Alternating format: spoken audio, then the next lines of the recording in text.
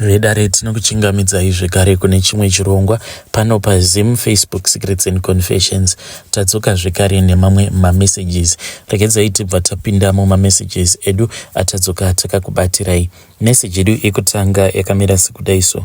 Hanzi makadii zvenyu mukoma Nash, ndinokumbirawo kuti munge muchizondiposterawo nyaya yangu makavigawo chitupa changu. Inini mukoma zvimwewo zvandinosangana nazvo handitombozvinzwisise, even though mudzimai wangu ndichimuda. So nyaya iripo mukoma ndeyekuti inini mudzimai wangu wandakatora ndakamutorawo iye paainge achiri underage, and I am not proud of that, but zvinhu zvacho saidi rangu zvainge zvakatondiomera. So ndainge ndakangotorawo vakadzi ava vari kuno kuJoni masingle mothers ava. Iye mukadzi wangu wekutanga uyo wandakasangana naye kuno kuJoni, iye ainge achishanda samaid, saka aizongoti pano nepapo ndo paaiva azouya kumba. Saka patakatanga kudanana mukoma hatina kukwanisa kubudirana pachena kuti zvatava kuita izvi ndezvemarriage here. I later find out kuti iye zvemarriage ainge akatozvikanzura, but ainge achingoda munhu wekuti anenge achingobvisana naye nyota, and she was not honest with me. Saka on my side mukoma ndakabva ndangozvipa that confidence yekuti kunyange zvangu ndisina mwana,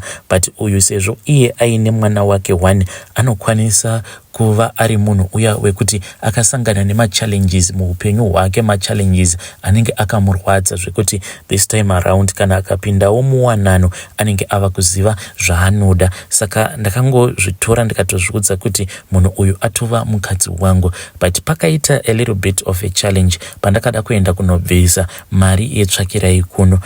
Pakanetsa ipapo mukoma, iye wainge usinganyatsokunzwisisi kuti akamira pape, because ndaiti kana ndikati ndava kuda kutumidzira vanyai, iye waibva wava kunzwa kuti iye achiti ndoda kuendawo kumusha kuitira kuti ndinge ndichienda kunozvidyira mari yangu. Ndikati ko unogodya seiko mari yako yetsvakirai kuno, because tsvakirai kuno it is just a form of me telling your parents kuti ndini ndigere newe just in case kana pakazoitika izvo zvinenge zvaitika vanenge vachiziva kuti ndini ndigere newe. But mukoma ndakazotobvisa mari iyoyo yetsvakirai kuno by force. Akaramba kuti inini ndinge ndichitumidzira hama dzangu, ndokubva azoti hama dzako kana ukadzitumidzira mangwana panozokwanisa kuzotanga kubuda mamwe mashoko ekuti anozondirwadza. Saka iye akabva azotumidzira hama yake, ndo yakazoenda ikabva yazonondinyaira. Ende zvinhu zvacho mukoma zvakangoitika zvimwe zvezvo zvekuti kana neni handina kana kumbokwanisa kumbonzwisisa, but anyway semunhu ainge achida munhu wake ndakatanga kuzvichengetera mukadzi wangu zvekare nemwana wake. Ndikatombosvika pastage yekuti ndakati mwana ngauye kuno, but akabva aramba.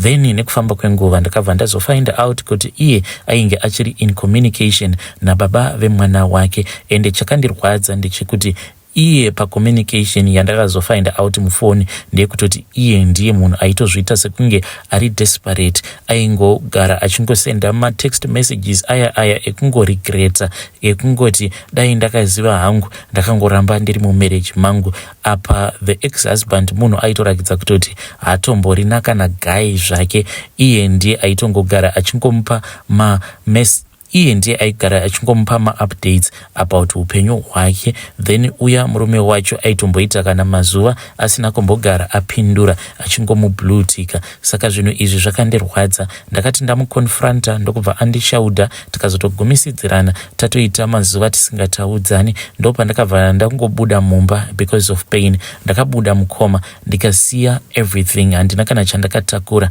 Ndakangoti ndapiwa mari yangu nemurungu, ndokubva ndasimuka ndikabva ndauya kumba. Saka with that kind of heartbreak pandakazouya kumba mukoma ndo pandakabva ndazongosanganawo noumwe musikana uyo wandakapfimba mushure mekunge andibvuma, ndikabva ndamuhijeka ndokubva ndatodzoka naye kuno kuJoni, because the pain that I was feeling it was just too much. Ndokubva ndatanga kugara naye semukadzi wangu. Zvino mukoma nau ndava kutanga kususpekta kuti ndinenge ndakatora mudzimai weChikwambo. Pandakauya naye kuno mukoma akabatira pamuviri, ndokubva abatsirwa mune zvakanaka-naka.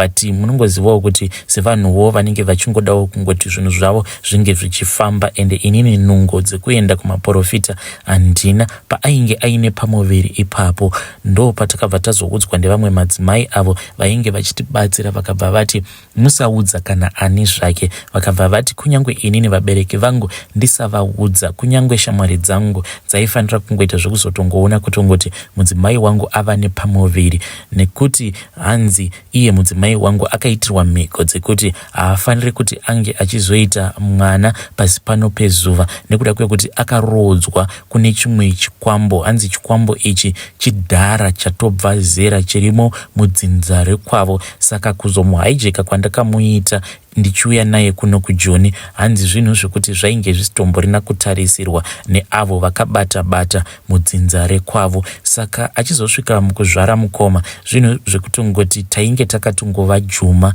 Zvino vakazoti vazviziva kuti iye ainge ava nemurume, hanzi vakabva vazokwidibira. Ameno hanzi zvimwe zvinhu zvavanoshandisa mushure mekunge vazvikwidibira, hanzi pari zvino chibereko chake chakatoshanduka chikabva chatenderedzwa zviya zvekuti hachifi chakagamuchira hachifi chakagamuchira zvekare urume hwangu, kuitira hanzi hachifi chakagamuchira chichida kuti hanzi chibereko chake hachichafi zvekare chakagamuchira mbeu yababa, nekuda kwekutoti chakatotendeudzwa kudhara. Saka at that time patakaudzwa mashoko iwawo soon after abva mukuzvara mwana, ndakangoti what matters is takwanisa kuita mwana tiri tose. But with time mukoma now ndava kutanga kushungurudzika, because recently ndakabva mukurota baba vake. Ndakati ndarota baba vake vainge vakanditsamwira, vainge vachindipopotera vachinditi wakaita sei nemwana wangu, wai wakatiza nemwana wangu. Vakabva vazoburitsa rimwe demo iri pavakapinda mubedroom, vakabva vainge vakariwandisa. Saka ndakabva ndatofara ndikati baba mauya, ko sei musina kundiudza kuti mauya kuzotishanyira? Then vakazoti vandivaraidza paya, ndakatarira zvangu kurutivi, ndo pavakabva vazobata demo. Vakati vaburitsa, ndo pavakabva vazoburitsa demo riya.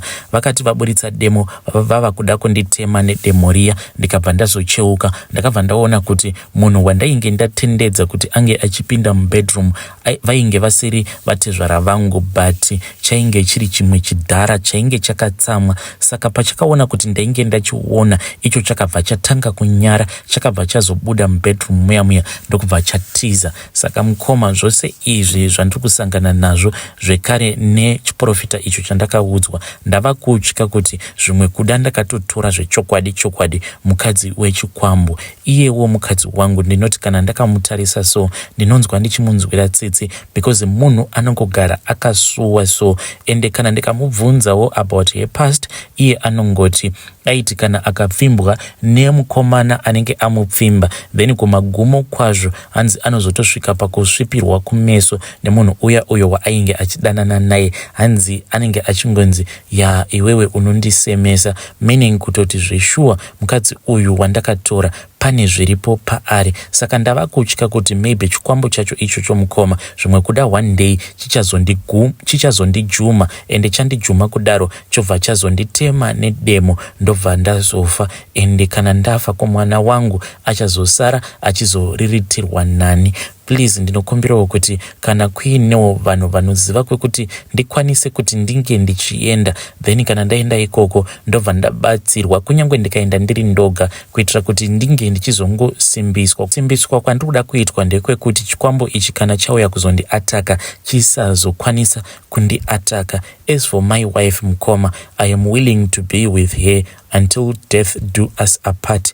But panoti chikwambo apa mukoma panotombondipa madoubts, but nezera rake ndinoti kana ndakamutarisa ndinongozvibvunza kuti saka izvezvi nemwana uyu wandakamupa kana ndikamuramba akusi kunzi ndinenge ndamuomesera here? Pandinenge ndichida kumutiza ndinobva ndangonzwa ndichipera simba, but ndinotya kuti one day ndichaatakwa nechikwambo chacho chinonzi icho ndo chaakateketerwa kwachiri.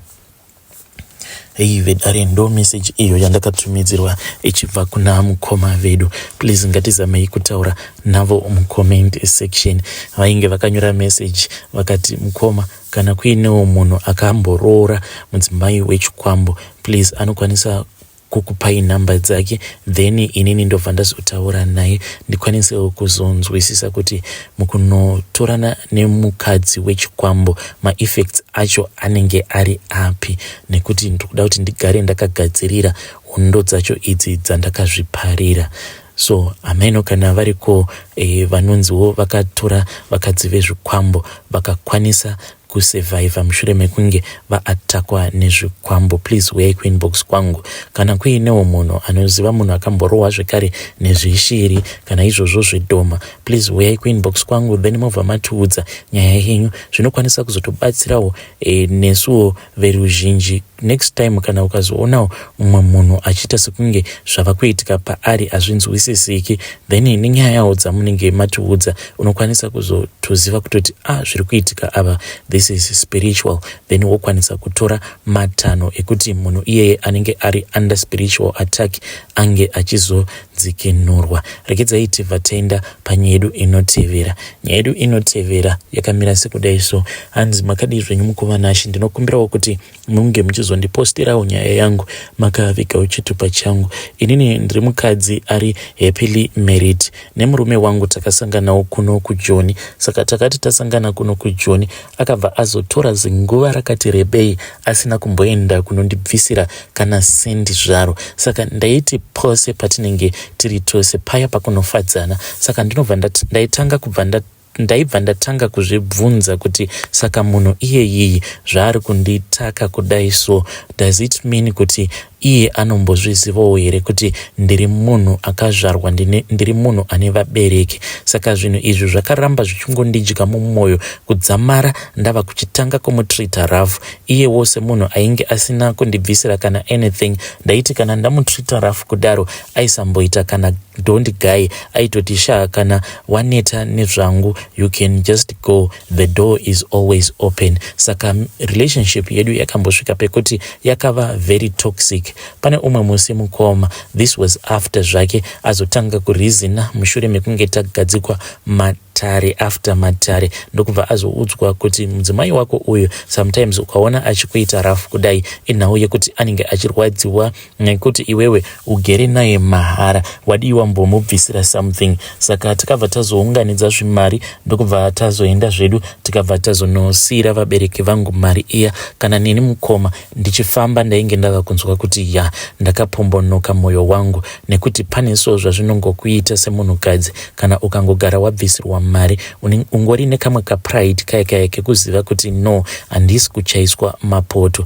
Saka kapride ikako mukoma ndo kainge kandibata. Asi sezvisinei, sevanhu vakamboraramisana a very toxic relationship, mashoko aya ekutukana akangokaruka futi adzoka. Umwe musi murume akangoti abva kubasa, ndainge ndisina kutsvaira mumba, ndokubva atanga kupopota, akapopota zvekuti kana nini ndakaboyekana. Saka mukunoboyekana kwangu mukoma ndakabva ndabuda panze. Ndakati ndabuda panze akabva andituka akati nyange ukaenda usadzoka. Saka ndakabva ndati saka munhu uyu nemari yose yaakandibvisira zvinoreva kuti haimurwadzi. Ndikabva ndabuda zvangu ndikatanga kufamba. Plani yangu yainge iri yekuti ndichaenda zvangu ndonorara kumba kweimwe shamwari yangu uyo asina murume. Saka ndokwandainge ndichida kuenda kunorara ikoko. Saka iye anogara kune rimwe location, patori nekamufambo unotofamba zvokuma 20 minutes. Saka pandakabuda pamba kunze kwainge kwatovira but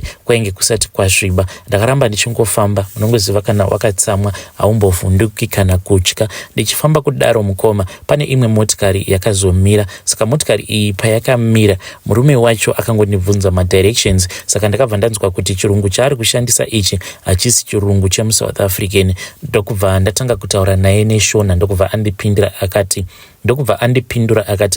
ko muri iwe kumusha, kosei manga musina kundiudza kuti muri mwana wekumusha? Tikabva tataura paya, akabva andibvunza kuti ndainge ndichienda kupi. Ndokubva ndamuudza kuti ndainge ndichienda kumba kweshamwari yangu akabva ati pindai zvenyu mumotikari ndinokusiyai, since ndainge ndatomupa madirections. Tava kufamba mukoma, munhu akabva andinyenga. Saka andinyenga kudaro baba ava neniwo hameno kuti ndakabva ndapindwa nemweya upi, ndikabva ndava chivavo, ndikabva ndangoti panapa tava kutongotamba inorira. Inini nababa ava mukoma takabva tazoenda kune imwe lodge ndokubva tanorara ikoko kulodge kuya. Shamwari yangu ndakabva ndangomutextera ndikabva ndati shamwari ndanetsana nemurume wangu, so ndakabhoyekana zvisingaiti, ndangobuda mumba ndikabva ndamunyepera kuti ndainge ndaenda kunorara kumba zvekare kweimwe shamwari yangu, but ainge achigara in the same location. Ndikabva ndangomuudza kuti handisi kuda kuti Bhangu ange achiziva kuti ndiri kupi, nekuti